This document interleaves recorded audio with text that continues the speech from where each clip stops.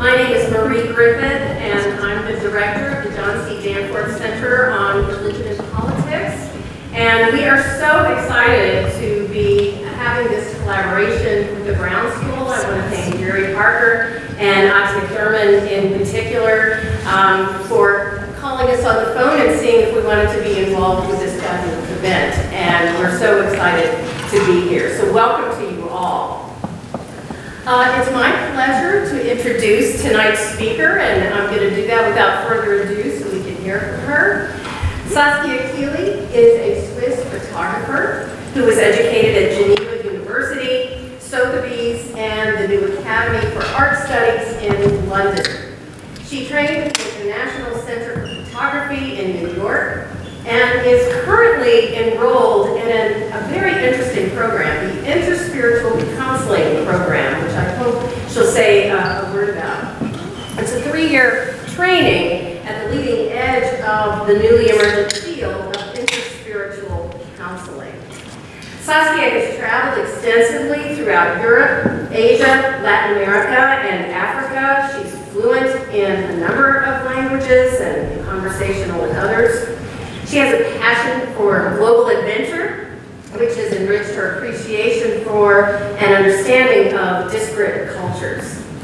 Saskia partners with a number of humanitarian organizations around the world to share their valuable work, including Leaders Quest, which is based in India, the End Fund Amani Global Works, which is in the Democratic Republic of the Congo, Roots and Tajir in the West Bank, and We Love Reading, which is based in Jordan. So travels are somewhat amazing in these collaborations.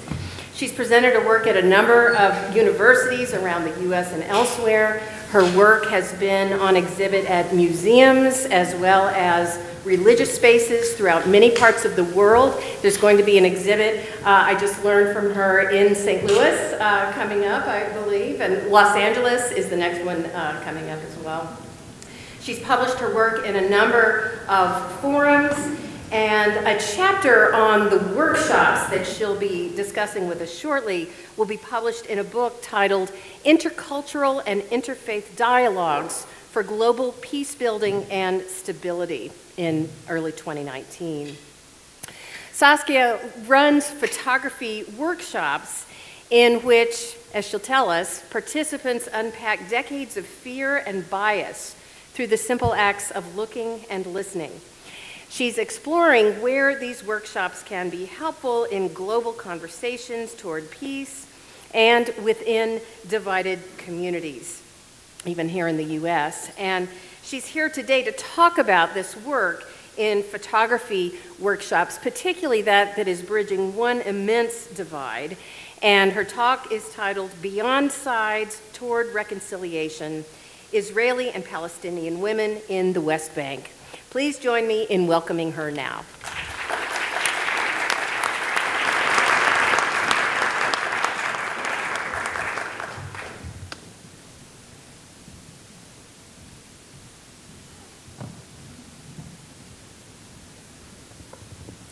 Thank you, Marie, for this kind introduction, and thank you to the Brown School, the Clark Fox Institute, and the John Danforth Center for hosting this very special event.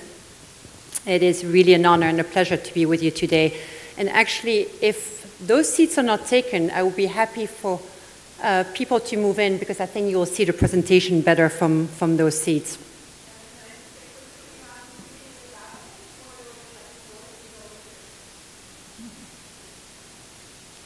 So my name is Saskia Keeley, and I'm a photojournalist and documentarian, and I run photography workshops that I call the accompagnateur workshops, which means in French to accompany, to support, and to be on a journey with someone. And for the years leading to the West Bank sessions, I worked exclusively for NGOs documenting and illustrating their inspiring work. But in the fall of 2015, an unexpected encounter with Rabbi Hanan Schlesinger, who is an Orthodox rabbi and a Zionist settler, deeply dedicated to the grassroots initiative called Roots, that really bring understanding and nonviolence between Israelis and Palestinians in the West Bank changed the path of my career. He suggested that I run photography workshops for Israeli and Palestinian women and girls. So, to a Swiss Protestant living for over 30 years in New York City, the ongoing conflict in Israel-Palestine was real, but it was distant. And I was deeply moved by the account of how Roots brings together the two sides and combats anger, fear, and hatred. So in a context where for most people, Israelis and Palestinians are the last people who could or should be talking to one another, I agreed to join their mission and to run the first ever photography workshop for women in the West Bank to promote this unlikely dialogue.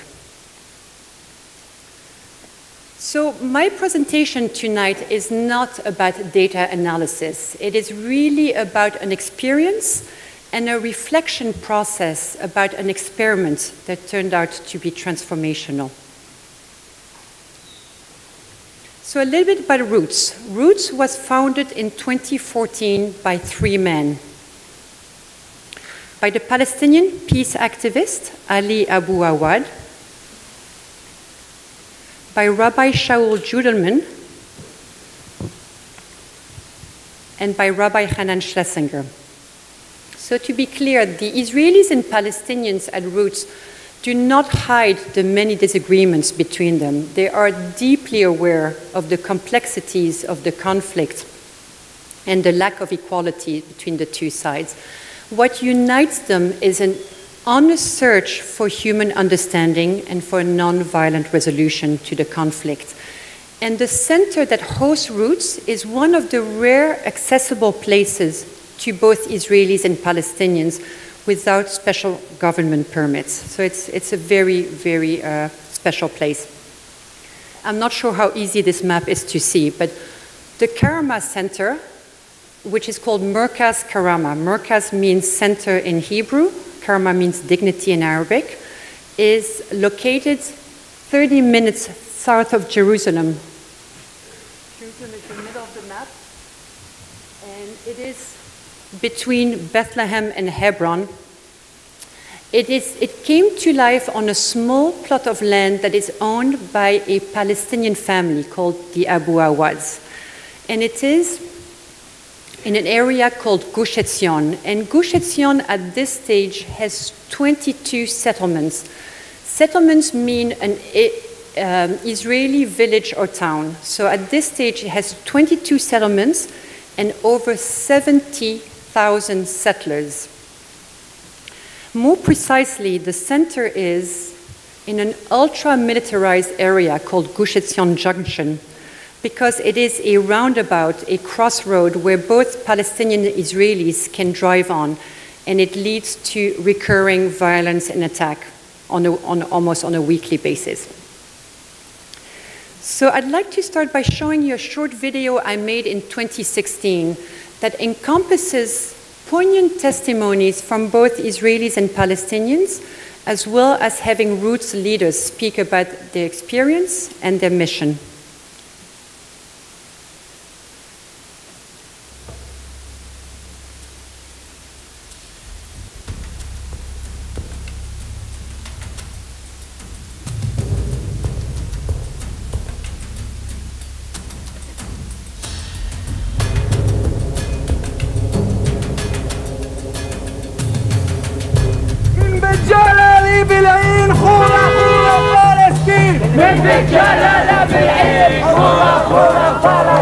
Stop the killing, stop the hate!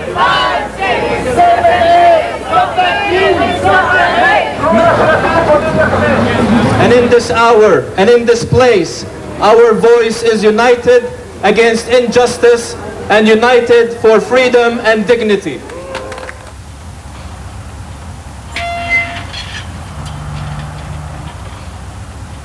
I was 14 years old when I started replacing my mom and being a mother.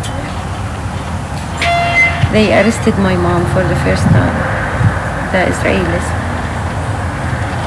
Being a mother while you are 14, it's opposite crazy mission. I was wondering, where is my childhood?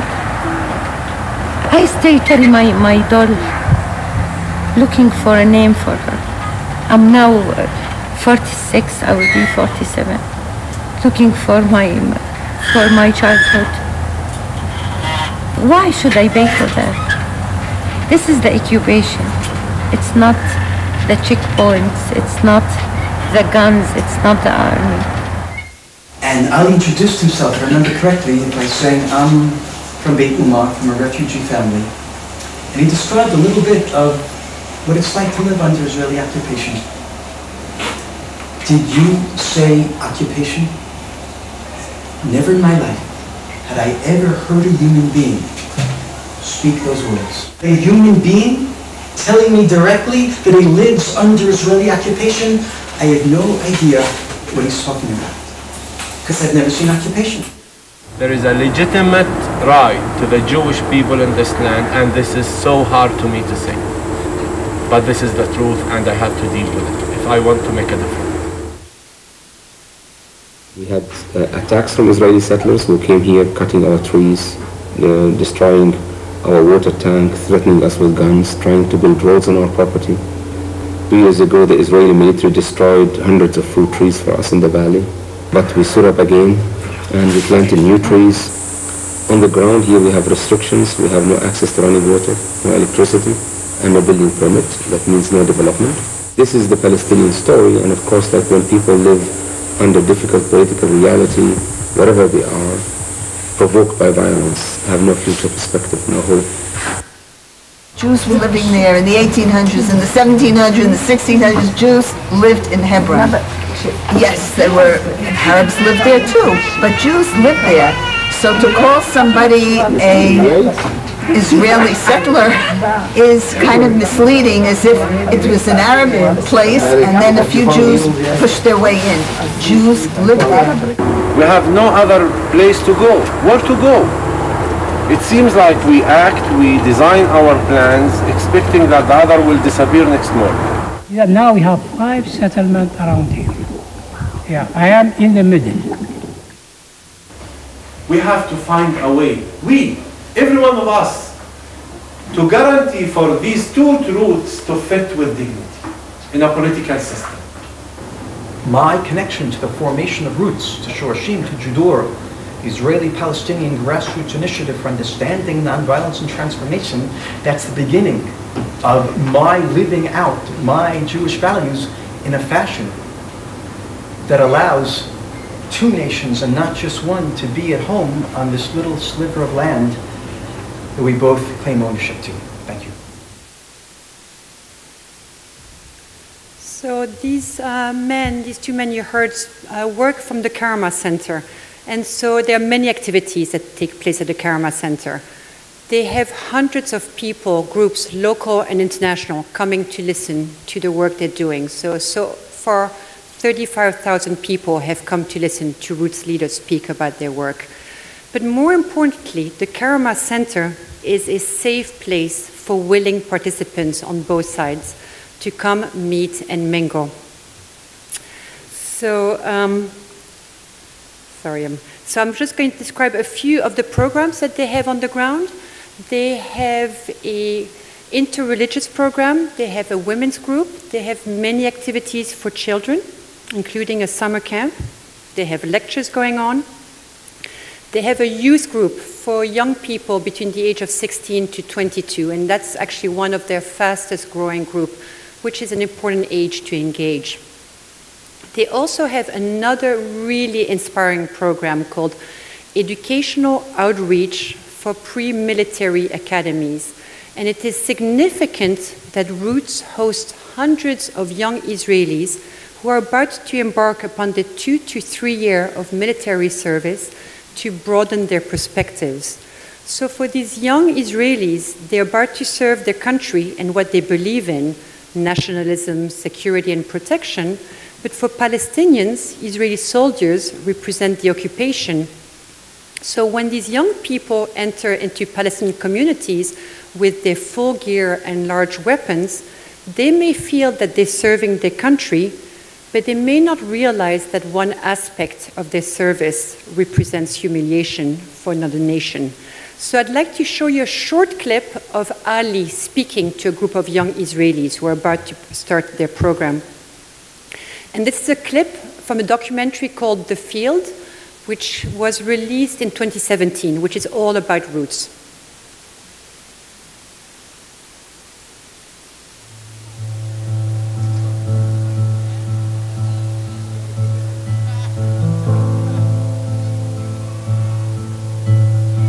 אתם הולכים להיות חיילים. אתם תעשו מה שאתם חושבים שזה ישרת את המדינה שלכם. אבל אני גם מבקש ודורש מכם לעשות את מה שהוא ישרת גם את העם האחר, שהוא מסתכל עליכם לא רואה אפילו בני אדם, רואה מדים עם נשק וזהו. אתם לא רק חיילי ביטחון, ואתם לא צבא של ביטחון וזהו. אתם שליחים ליהדות שלכם. אתם שליחים לזהות שלכם. וזו בחירה שלכם להפוך כל פלסטיני לאיש אלים או להפוך אותו לבני אדם. ולא לצפות מכל פלסטיני שיהיה נחמד. אנשים באים מסבל ומכאב. אולי חלקם יהיה קרבי וייכנס ממש לבייטים פלסטינאים. רק לנסות לראות ולדמיין בין המשפחה שלכם וכל משפחה שהיא חיה באנושיות שלה. ברגע שנער פלסטיני בן 16 בא עם סכין לדקור מישהו, זה בן אדם איבד את הפחד למות. זה לא המנטליות ואת האנושיות של בן אדם. אבל מישהו איבד את הפחד למות, זאת אומרת שהוא איבד את האהבה לחיים.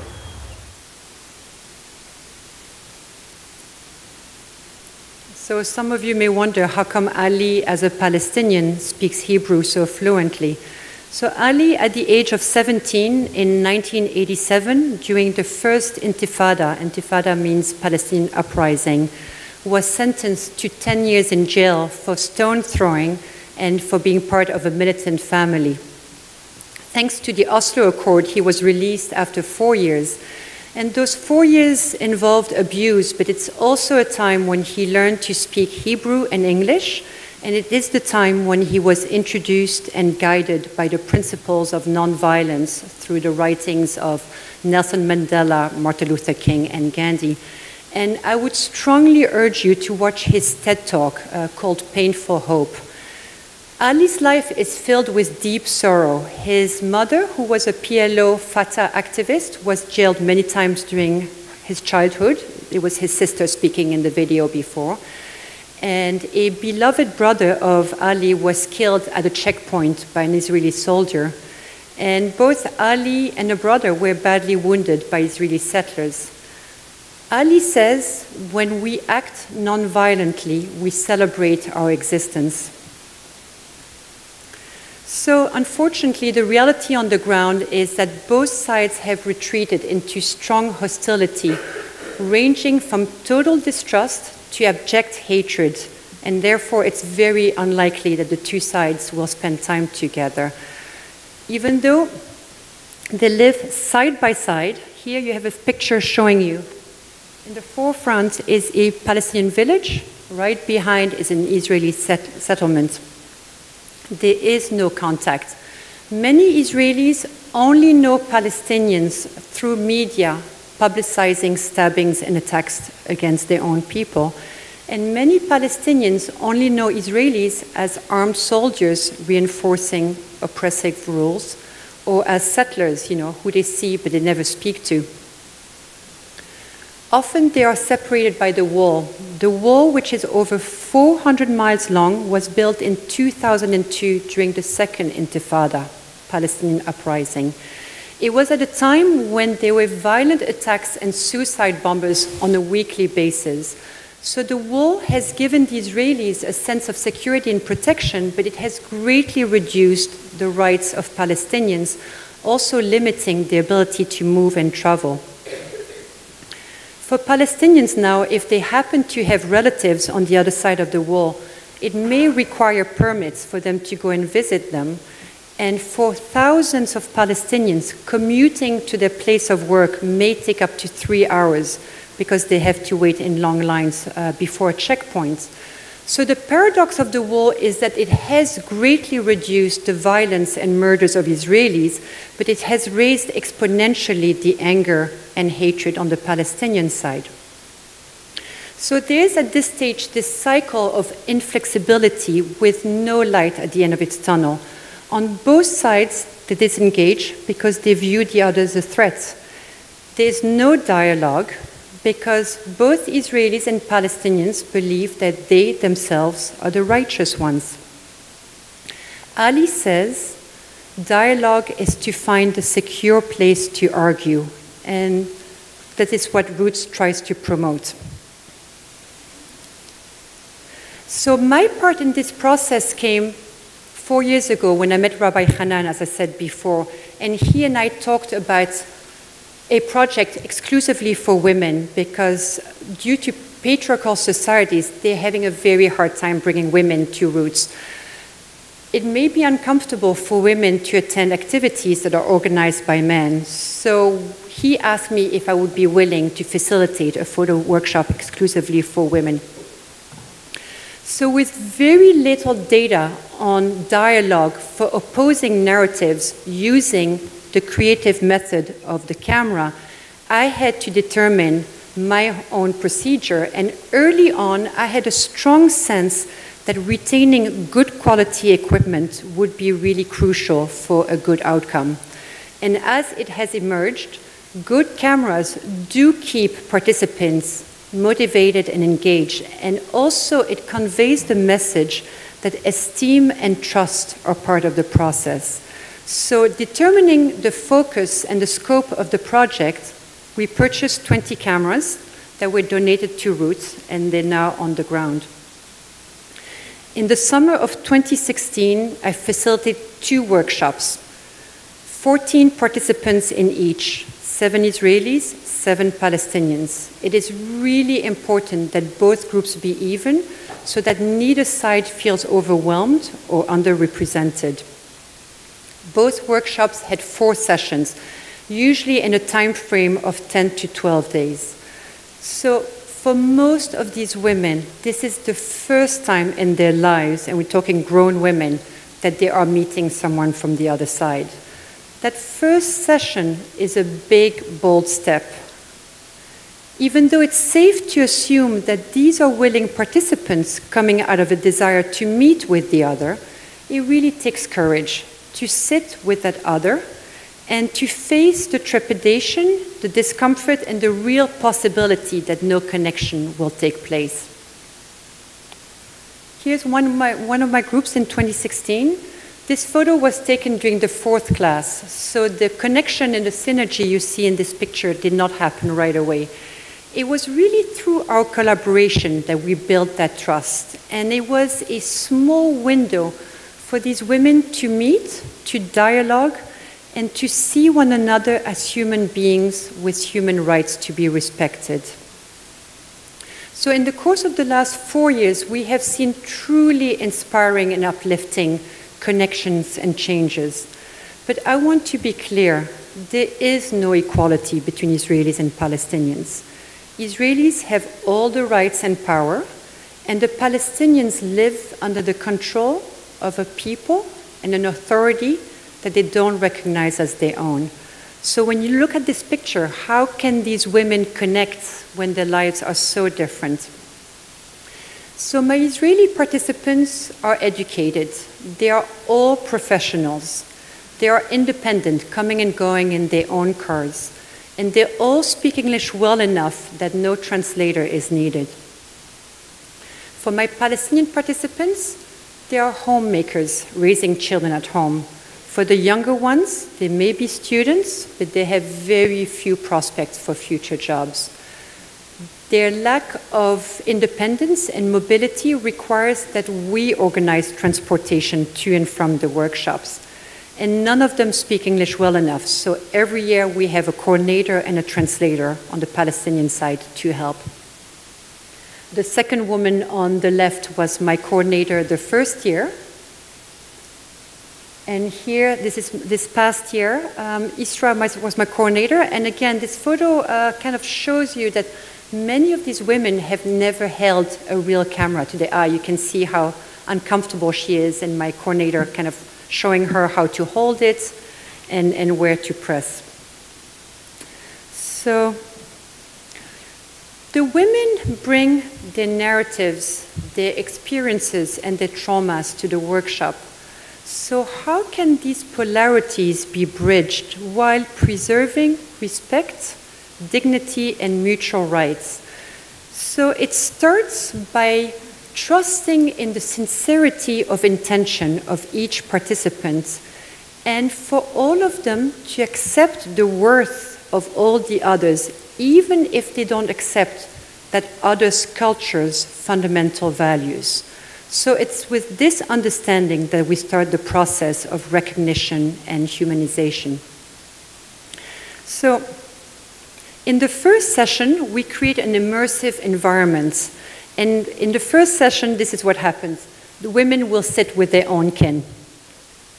So with the help of a translator, we will introduce ourselves, say our name, a short background, and why we have joined the workshop. And already just with that very short narrative comes again that process of humanization. After this, we do a short tutorial, practical one, where I show on my laptop good images from prior Roots workshops to illustrate what I expect from them and what I would like them to do with the camera. So with a few shared tips and mindfulness, these new participants can take better images.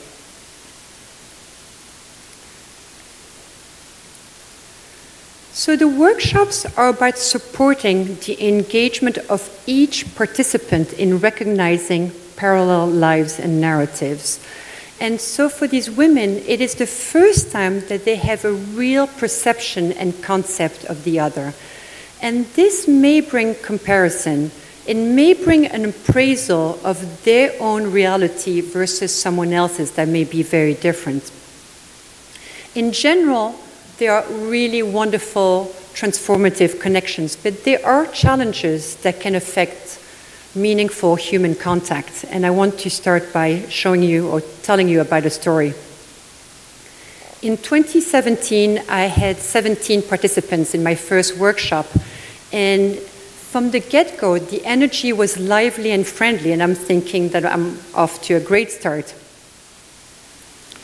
But when the cameras were handed out, these three Palestinian women admitted that they didn't understand that this was actually going to involve portrait taking of one another, and they don't want to be photographed. So as I said earlier, the balance of the group is really important, and so at this stage I am concerned about the outcome of this workshop. It is with relief that I see the other women, the other participants, taking this incident in stride, and they keep on working on their assignments. But nevertheless, it is a searing reminder of how complex it is to get settlers and Palestinians together. And these three women talk about their husband's disapproval if they knew that they were in a context with Israelis and that involved photo taking. So needless to say, these three women did not come back to the second session. So as the facilitator, I need to take into context the person and the environment that she lives in, and even faced with three engaging participants leaving after one encounter with settlers, I have to just let go of my expectations. It is really not my role as a facilitator to be a decision maker or an advice giver. My role is really photo instructions to the participants. So due to the current political situation on the ground, it is very hard for Palestinians to participate in a joint activity. They may be ostracized by their neighbors and communities as they may be seen as collaborating with the enemy. There are right now Palestinian factions engaged in what is known as the anti-normalization movement that requires that all Israelis and Palestinians have no contact. And it is the Palestinians' reaction to the occupation, and they show that there's approval and anger by not normalizing the situation. And the anti-normalization movement threatens and disrupts many projects on the ground, trying to build the necessary bridge between the two sides. And this affects some of my workshops. So, for example, this past summer, 3 days before I showed up for my workshops, there was a Palestinian wedding in the West Bank, and seemingly 3 Jews were invited at that wedding. There was a cell phone video that was taken and that went viral. للختيار الغالي حبيب القلب العم ابو اسامه ولخالتنا ابو اسامه الله يشافيك ويعافيك والحمد لله على السلامه يا حبيبنا ايهاب عقبال عند احمد يا رب وهداك المال لخالتي ابو اسامه ومني انا اخوكم بيدكم العون كلكم. And the reaction was immediate. The Palestinian Authority is the government in the West Bank, fired the father of the groom for daring to invite 3 Jews at his son's wedding. And there are immediate ripple effects. So I had a Palestinian woman who was supposed to help me recruit and help with this year's workshop, as well as some Palestinians who had already signed up. They all pulled out. They too are afraid that they may be targeted for being in a joint activity. So it is really thanks to my wonderful coordinator that I was able to have as many Palestinian participants as Israelis. But what was interesting was that she was mainly able to recruit very young girls. So the age this year was a lot between the age of 15 and 19. And this may be great recruiting ground for Roots Youth Group, but this age is a bit young for the kind of work that I'm trying to promote, which is really a deeper sharing of the narrative. So it was wonderful, but it was a little bit lighter than in other times. So the appeal of the workshop is twofold. It is mainly the appeal to meet with the other, especially for Israelis. Israelis are very keen to meet with Palestinians. Palestinians are a little bit more reluctant, but they come. The other appeal is getting those really good cameras. So there's a real perk to come and work with those cameras and to remain engaged, as I said before. So the first session is an icebreaker. It is really that big, bold step of sitting together and getting to know each other a little bit better. By the end of the first class, relationship as a group have evolved and the working in pairs becomes feasible.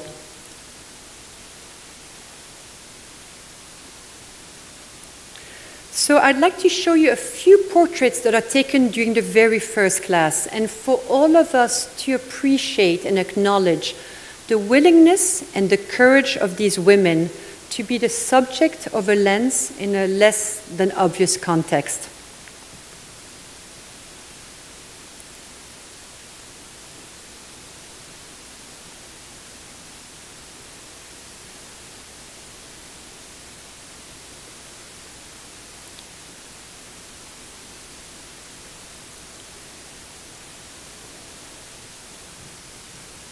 So assigning each woman to photograph the other really allows for that opportunity to really see one another through the lens of a camera.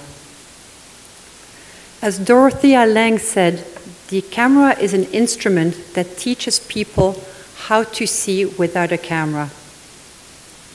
The camera is an amazing tool to ease into trust building as these women really focus on that first assignment of taking a good portrait without the need to go to communication or language. And the camera center is big enough for these pairs to find their own space, to be comfortable with each other and to get creative with the camera. So what happens very quickly is these women will get together to show each other what they've taken in the back of the camera.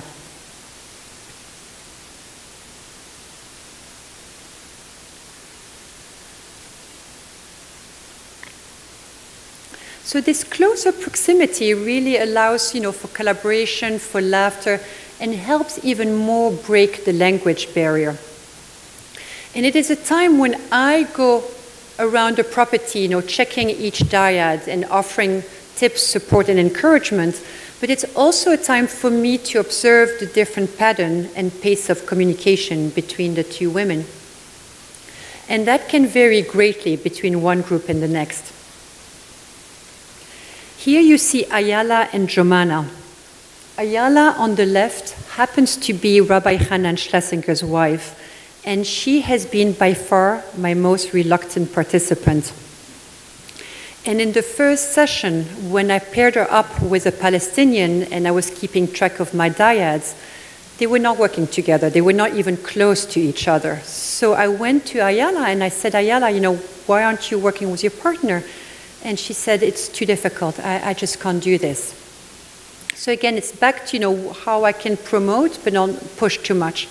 So what I suggested is for the two women to at least stand side by side and not photograph each other, but stay together and then just photograph whatever might catch their attention on the property. This photo was taken during the second session. Ayala came running to me, asking for tips on how to best photograph Jomana's beautiful blue eyes. It had taken one session for the discomfort to go away. And from that moment, Jomana was a really changed person, really engaging with the women. You probably don't remember, but in the very first photo of the group, she is holding a Palestinian by the shoulders. So each session is predicated on the one before.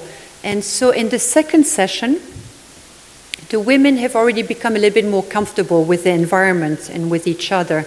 So in the second session, there's a more distinctive pairing that happens as some of the women are kind of attracted by another participant. So I let these combinations happen spontaneously and personally because, again, they allow for deeper connection.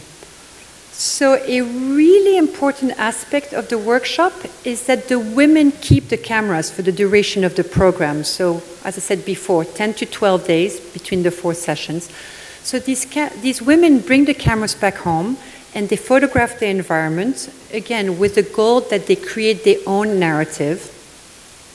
So with a sense of guided direction, these women will reveal more about their life settings and capture unguarded and personal moments with their loved ones.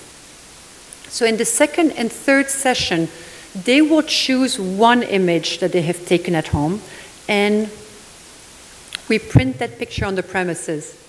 And they will obviously take that image, we will sit again together, and they will describe, the context, the person that they want to share with.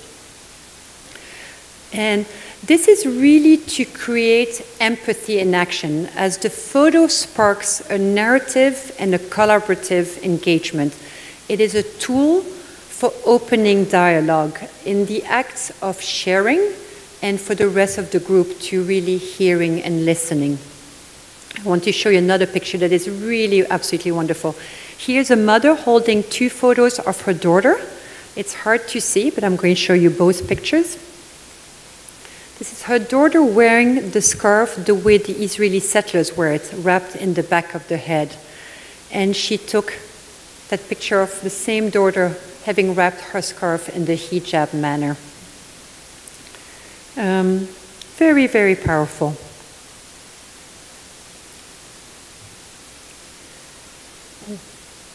So portrait taking takes place in every class with kind of a deeper integration of the shooting modes of the camera. So in that last class, the 4th class, there is a final assignment, again, pairing up an Israeli and a Palestinian, where they have to work with the techniques they have learned. So they have to take images, controlling light and composition, but they also have to focus on their newly found intimacy. So it's really a time that by observing, framing, and capturing really in a mindful manner, the photographer is really honoring her subject's humanity, individuality, and beauty. It is really a moment of deep harmony. And so what I'd like to do now is to show you a few images that are taken in that last session. And you'll see there's more creativity, I find there's more intimacy, and I also ask them if they're comfortable, if there's a detail that captured their eyes, their attention, to get close to their subject. You'll see one photo.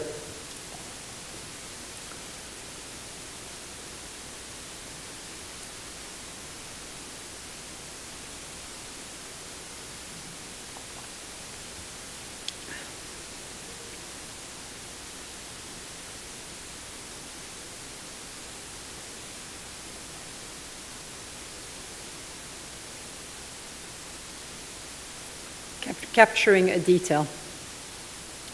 So in that last assignment, I see Pnina and Noha taking this exercise very much at heart and really enjoying being both the photographer and the subject, and then the reversal of roles. And at one point, trusting and emboldened, they both removed their scarves. And as it turns out, felt so comfortable in their environment that they did not put the scarves back on until it was time to leave. Here you see them back to back. And again, for an outside eye, I see more similarities than differences between these two women. You know, same height, same curly hair, in this case, same outgoing personalities. Possibly the only discerning factor here is Noha, like many Palestinian women, has very strong makeup, and few settlers wear it. That may be the difference. So all 4 sessions are required to create those intimate interactions that build more trust.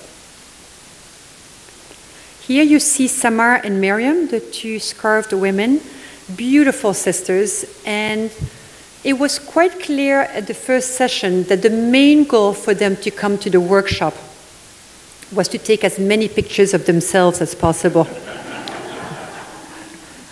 And over the course of the 4 sessions, they actually really bonded with Sarah.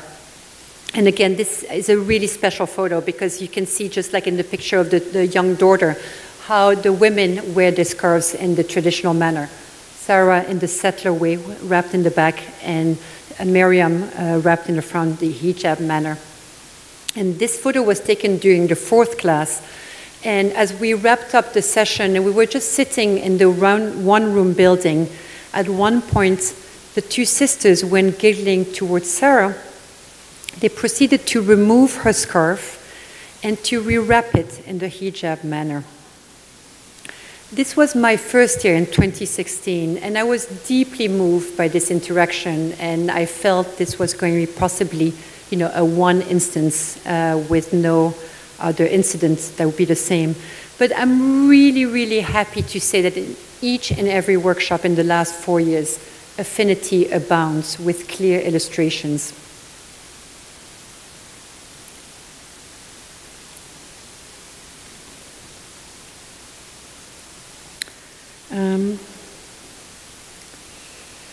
So at the end of the 4th session, I create a slideshow of the best images that they've taken at home. I always make sure that I include pictures from every participant.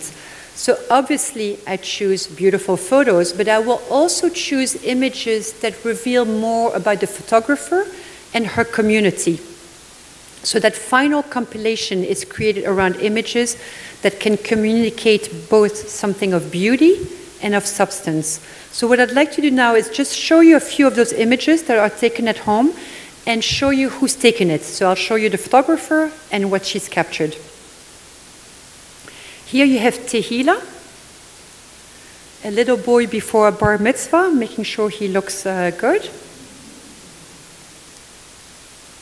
Reem, the love of her Palestinian village. Ruti, the Pnina Chama, which means warm corner in Hebrew, where young Israeli soldiers can get a snack and a drink, to thank them for their service. This is Nuha. this is a picture of her father and her grandmother, and the story she told is that her grandmother always sits in that chair. So 3 years ago, she wrote on the wall, grandmother, with an arrow pointing towards that chair. Rivka, her family, just wonderful composition, lying down on the ground. Razan, her two cousins in a brand new mall, Palestinian mall, just outside of Bethlehem. Ifat, a friend in the Judean desert. Tali, her nephew's bar mitzvah at the Western Wall. Shuli, and I'm showing those two pictures because I want to show you how some of these women really work on composition and light. So she took that picture of her daughter, as well as this one.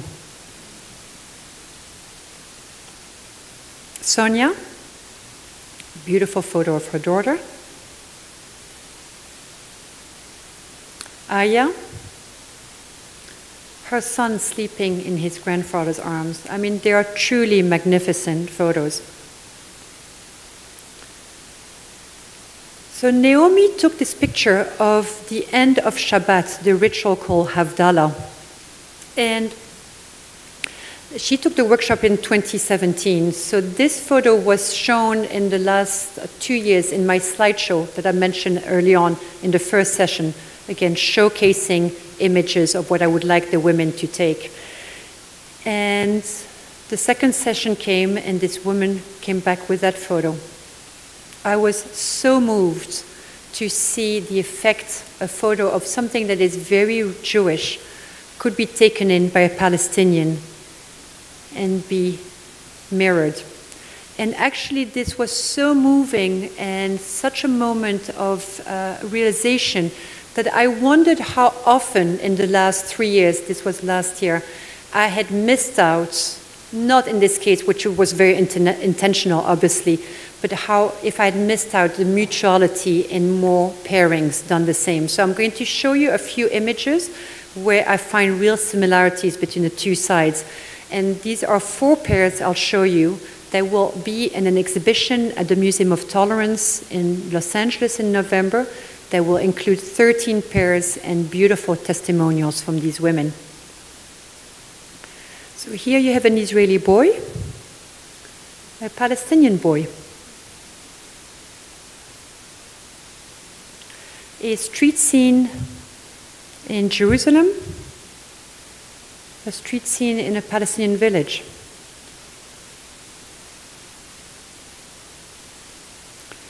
An Israeli soldier, a Palestinian worker, very typical of what they do.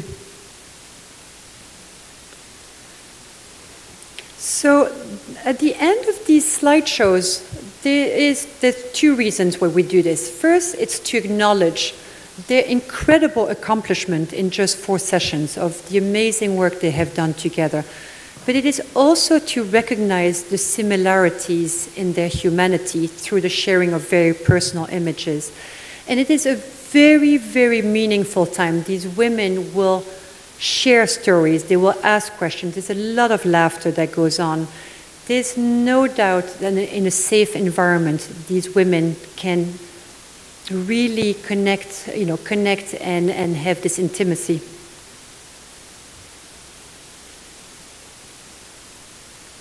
So I've been very lucky because I've had great participation in all of my workshops, but every single year there's a real unpredictability as to the outcome.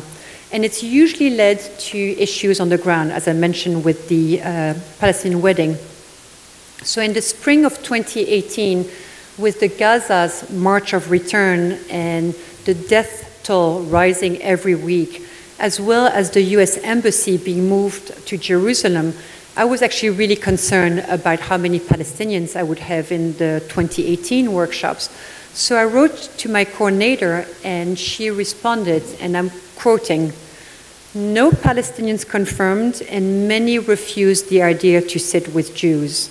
So with this in mind, we actually asked for the help of a Palestinian activist, a man called Waji, and he showed great dedication to recruit with an unexpected outcome. Last year, I had more Palestinians than Israelis in my workshop. And these women really showed up for every session. And it was probably the most intense and intimate workshop I've had. Here you see that group at the end in the 4th class with Waji proudly standing among the women. And just to show you the kind of interaction that happened, this is a Palestinian holding a young Israeli participant. And another beautiful photo that happened in the same workshop. These women spontaneously holding arms. So this was the first workshop that went very well. And we started the second workshop, again with the help of Waji. But between the first and the second workshop, there was a very threatening post on Facebook that denounced by a Palestinian, that denounced Waji for the work he was doing at Roots, calling him an instigator and an organizer of normalization gatherings. And many people reacted to that post, also maligning Waji. And these condemnations can lead to violence or grim consequences. And Waji was really distressed, and the women were scared. So the second session and the second workshop was cancelled. So again, it's just an illustration of how the occupation really tears apart the fabric of Palestinian society. So the workshops evolve as I grow in my role as a facilitator and with better tools to support dialogue. My first 2 years, I really focused mainly on camera work. And Shuli, who was there the second year, you saw 2 of the beautiful photos, wrote me a beautiful letter, and I actually would like to read it to you because it's a really meaningful letter. I don't know if I can, yes, I can lift this. So, dear Saskia, I wanted to share with you a meaningful moment I experienced last week. I hope I can express it in English. We were driving around Tekoa, and we're stuck. Tekoa is a settlement, and we're stuck behind a slow truck, a Palestinian truck that had a print of a bride. A Palestinian young woman with a big headscarf of the same sort our friends in the workshop were wearing. I found myself staring at it with a warm heart and a sense of intimacy. In that moment, I realized how deep and basic it is what you give us in your workshop, intimacy. We didn't talk about deep or highly important subjects, but we looked closely at each other's faces, clothes, and bodies. We became aware to details. This is something I never had the chance to do, or never had a thought of the importance of doing it. Palestinian people are strangers, distant, unfamiliar to me, even if I don't regard them as enemies anymore. They are still very far. I looked at this foreign woman on the picture and felt physically and emotionally close to her because of her scarf and strong makeup that I subconsciously recognized as familiar to me. It made me happy and raised my belief that step by step, change can happen. So, as Shuli says, you know, we did not talk about deep or highly important subjects. In the last 2 years, I've actually created a safe space so that there's more sharing of the narrative. So in the last session, I print a portrait of each woman. That portrait is taken by the other, and they speak about their own unique story. So again, sitting in a circle, these women really speak from their hearts, and they represent themselves without placing blame or shame onto the other, even when they reveal painful incidents. And on both sides, there is pain and trauma.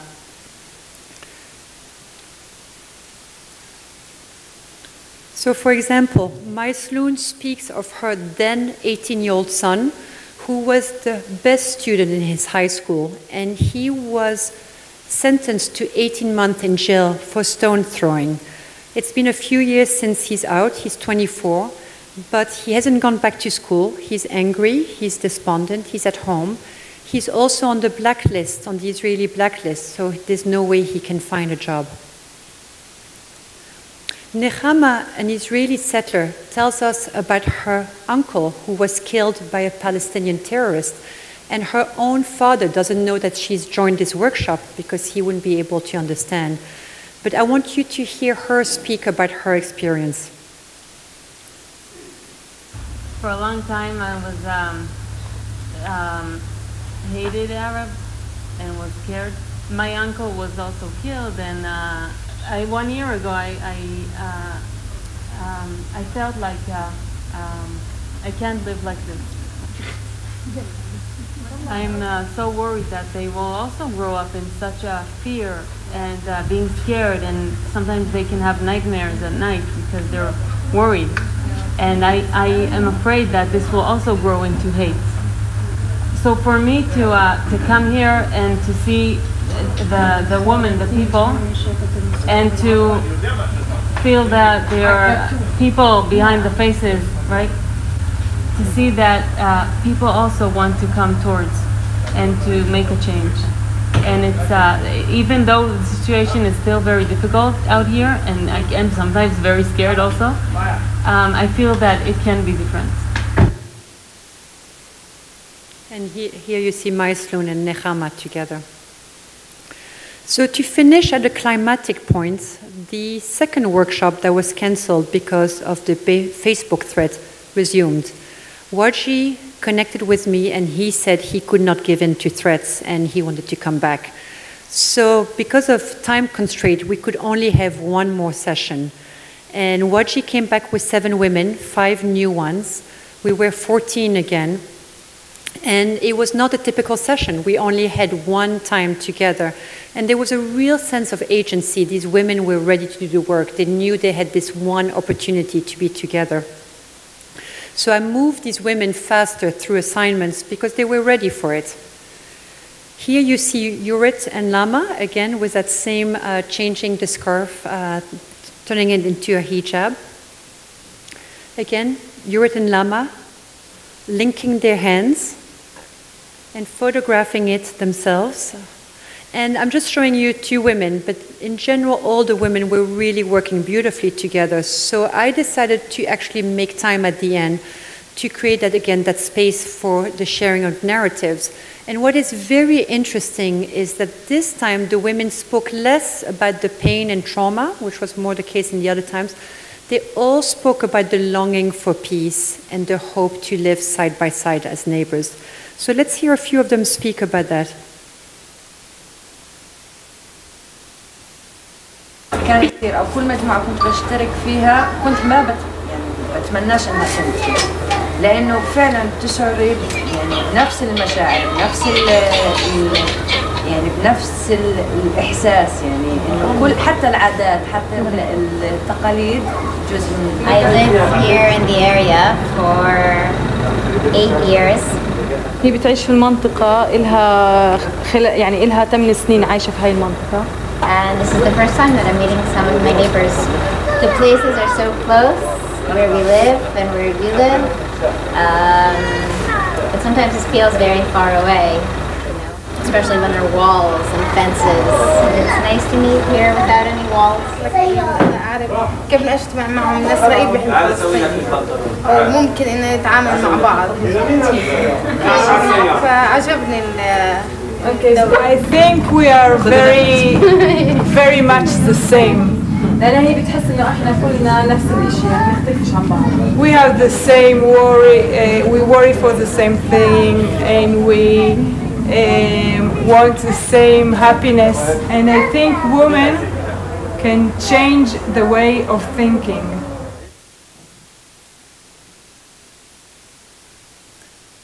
So bringing out the humanity of others is the essence of the workshop.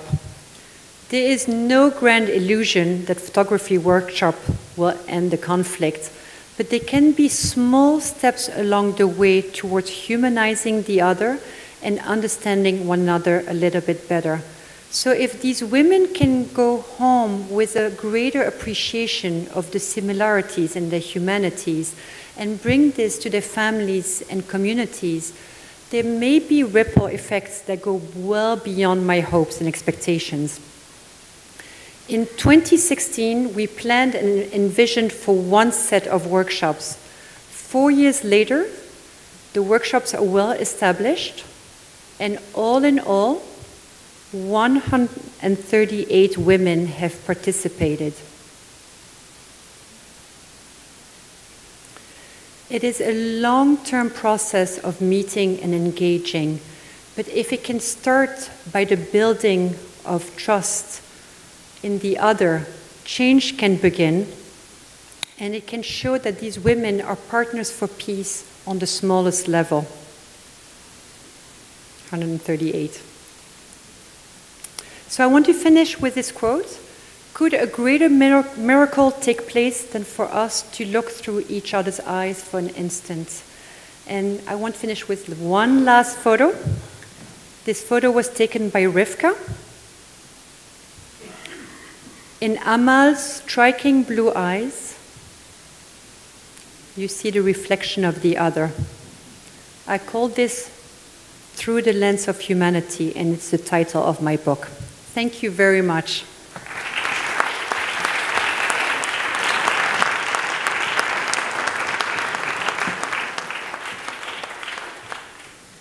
Thank you so much. Hello, hello. We're going to take a few questions and answers. And so if anyone would like to get started, I have some questions, but I want to defer to our wonderful audience first. Yes, we'll start right here. I was wondering, why did you choose to have one group of educated women and the other group non-educated women?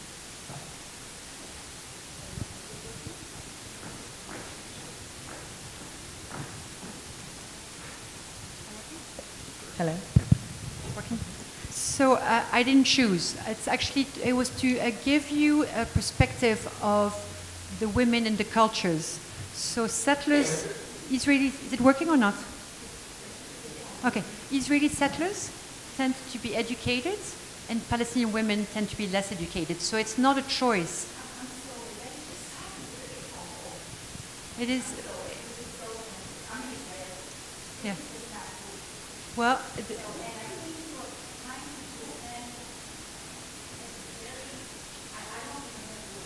okay. So, yeah. So I would say that who's showing up at my workshops is very much what I described. So I would think that if you were to look at a percentage in the West Bank, I don't think many women have the chance to get university education, and that's really my experience. Thank you. We'll come there.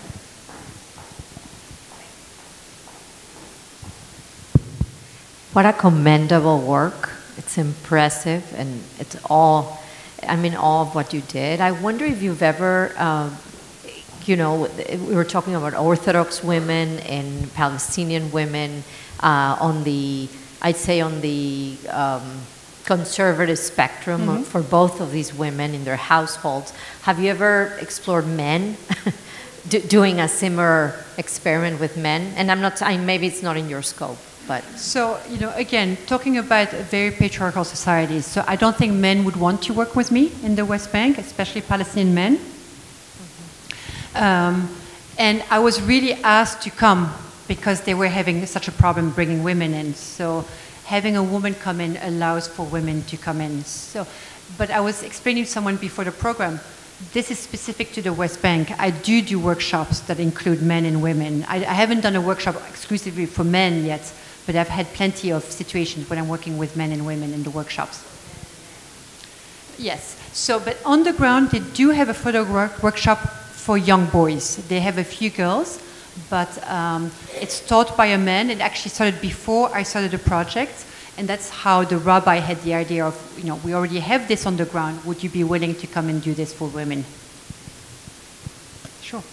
Do you have any sense of how much continuity there is in these relationships once people go back to their villages or settlements? Do you know what, do these contacts continue? Do they exchange phone numbers?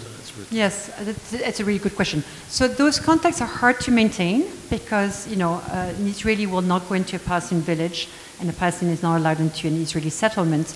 So if they want to meet, it is at the Root Center. And there are many women that come back and have now engaged in kind of other programs. The women's group is actually created by 2 women that came to the workshop. A few maintain contacts, you know, but Facebook is not an option. Palestinians would not want to hear about, you know, it's a real threat for them. If the Palestinians know that they're in touch with Israelis, they can be in danger. But some have maintained contacts and some definitely meet at the center. I had a question. I understand the patriarchal in terms of like the men not being engaged, especially with a woman leading the photo workshop. Do you think there's any particular quality, though, about women or womanhood in these cultures that helps to facilitate this this warmth and intimacy in this small, you know, amount of time? Totally, and I think, you know, because we are only having 4 sessions, the other photography workshop for the younger people is through like a whole season, so they have 10 or 12. I'm very grateful to work with women because I do believe that, you know, the connection can happen. Women can really come from the heart, maybe faster than the men, and have maybe less limits. So yes, I'm very grateful to work with women, and I really would like in that situation to work with women on the ground. Do we have any other questions from the audience? I don't want to. Okay, yes. Thank you very much. Just a quick question. How do you decide to pair the 2 individuals from the 2 sides, or how do you go about that? Is there something you look for, or do you let them choose themselves? The pairing, you mean?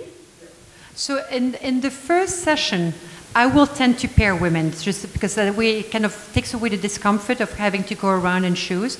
So, you know, I try to usually pair, for example, this year I had many young girls, so I would pair the young girls together. You know, I mean, it's already a big step to meet the other. I'm not going to put a young girl with an older woman. But as I said, in the second session, I allow these pairings to become more spontaneous. And already during the first session, you know, they kind of, you can see there's already kind of an appeal from one to the other. So in general, in the second session, I'll make sure that everybody is paired up, but I will let the pairings happen spontaneously. Hi, good evening. I actually have more of a comment, and I'm about to head out, but I'm Palestinian myself. I'm a Palestinian woman, American, born, Palestinian raised. I lived under the occupation for 10 years, and I'm sorry, but I really felt that your presentation was very biased. It does not speak for Palestinian women as a whole, and it's deeper than just sitting together and taking photos. I think that the real photography that needs to happen is the photography of occupation, because that is what Palestinian women are undergoing. It's not hate. We are very educated. It is occupation that prevents us from going to universities. That is why I moved back here to continue my education, and I hope that you can take your studies a little deeper to the West Bank, to Gaza, and speak to women who aren't living full of hate, but have a deeper story to tell. And I'm sorry, it's just a very whitewashed program. So can you just listen to my answer? Sure. So I actually do 2 projects. I do two programs in the West Bank. So I decided, you know, this is a program that I speak about roots. But I work for another organization called Tahrir, which is a nonviolent Palestinian movement, and I do every summer workshops for Palestinian women exclusively. And in this case, I was in Nablus this summer doing 2 workshops where I really allowed these women to speak. And you're absolutely right. In this case, there were many educated women and professional women. And they really, through our workshop, they really spoke about the huge issues of the occupation and the limitations of this and how the young people, the children, cannot grow in that environment. They also spoke about other issues that are going on in their communities. So I am, you know, this is a presentation where I'm trying to remain neutral. I have my own views, but... The wall's not for security, it's an apartheid, it separates. Palestinians live under conditions that mirror Jim Crow. This has nothing to do with security. You really portrayed that Palestinians are to be violent. You referred to Palestinians as a terrorist, but the soldiers were doing their job and they were just on duty, and the Palestinian was doing stone throwing and was in prison. But when it comes to Palestinians, and as a Palestinian, I'm sorry, I'm hurt. I'm very hurt. And I hope everybody could do their own research on the occupation. I think I want to also just say we're very grateful to have her here because this is a story that we're not always telling here, and so I appreciate you being here. I think it was very helpful because many of us don't even see any of this, and the idea that we get to see something that is bridging in a place where people feel such threat for their lives, that this humanity is taking place and that you're able to capture it and come share it with us. I am thankful for that. Thank you, Atia. Listen, I really hear her pain because, you know, it's a presentation where I really have to take into account that I need to speak to a broader public. And she's absolutely right. You know, every summer when I go there, and I was saying that to Atia before the presentation, I do witness human rights violations that are huge, huge. What I'm deciding to do is trying to see if these two people can live side by side and find a way. Because neither, just like Ali said in the video, neither side is going away. So how can we make it work? She's right. She's right. The wall is limiting, as I said at the beginning, limiting the Palestinians' ability to have their rights, their freedom. They are occupied. So I hear her, and I have a lot of empathy for her reaction. Thank you.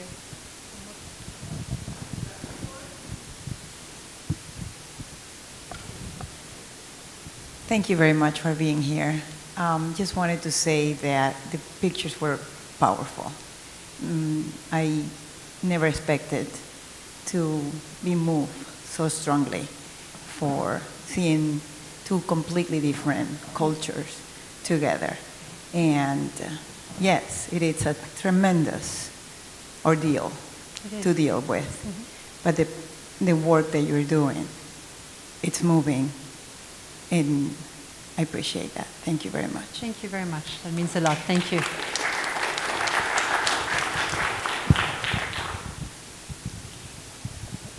Are you familiar with the work that Alison Weir does? No, I'm not, and I would love to hear about it.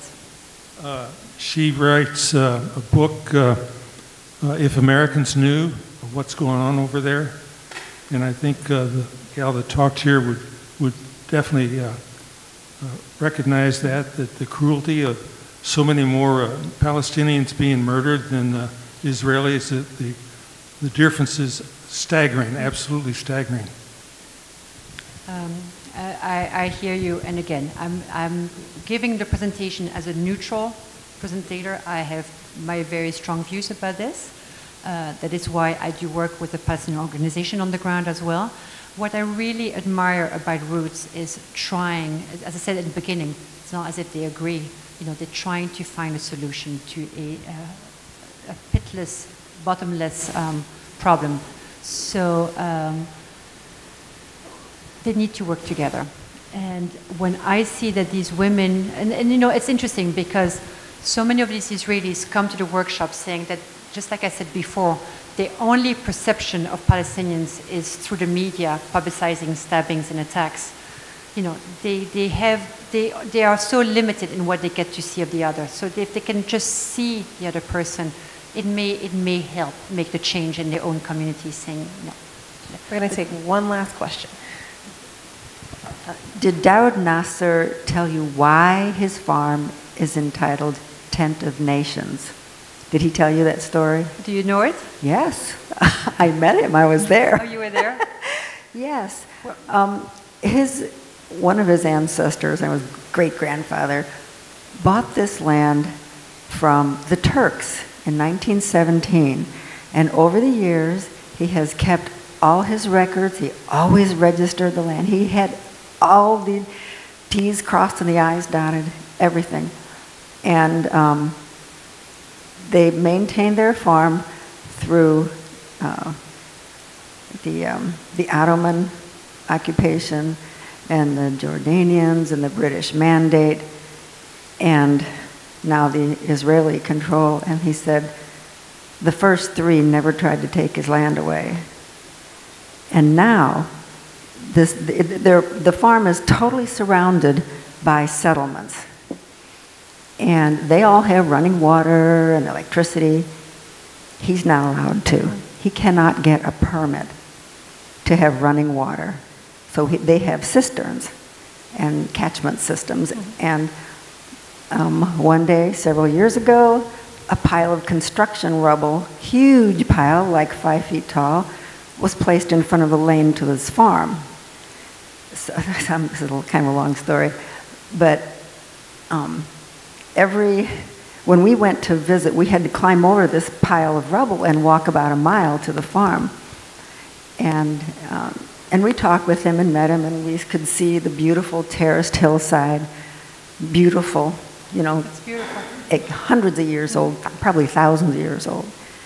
And I lost my train of thought. I'm getting rambling. Oh yes, but then he couldn't get his produce out.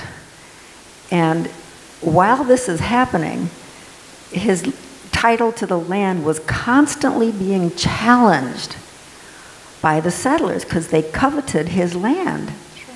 It was in a beautiful location. And so he had to spend, the family had to spend their time and treasure constantly defending, even though it was very clear, the courts always ruled in their favor, but it was depleting their resources to keep defending. Meanwhile, the settlers had unlimited funding from all these foreign sources who were just making donations. So they could just keep on challenging and challenging and challenging. So finally, they appealed to the international community, and a huge influx of foreign nationals would come and help him on his farm and carry his produce out. Yeah. And on a rock in front of his, when you enter the farm, he says, it's painted on this rock, "We refuse to be enemies." Despite all this treatment, they refuse to be enemies. And their solar panel, they have solar panels now, but they have to have it surrounded by a fence, and they have a little pack of dogs in there to protect their solar panels. But they can't get a permit to do any construction. So when they have all these foreign nationals coming in, where do they stay? Tents. So then they decided, since they couldn't construct anything, they would put up an enormous tent to house all these people of different nationalities, and hence the name Tent of Nations. So in the film, the short film at the beginning, you saw this, as I wrote it as under Palestinian landowners, saying, "I'm now surrounded by 5 settlements." That's Dawood's brother. So I thought that was his father. No, Daher. Yeah, that was his brother. His brother. Well, one of his other brothers is in Washington, D.C., and he has a museum of the Palestinian people in Washington, D.C. Yeah. Thank you. Thank you for sharing. Thank you. Thank you so much, everyone. So we want you to invite you just to spend a few minutes being together in this space, because that's part of the purpose, is to be together and to hear these stories and to recognize our humanity. I would like to thank our guest one more time and thank her for being here and bringing this.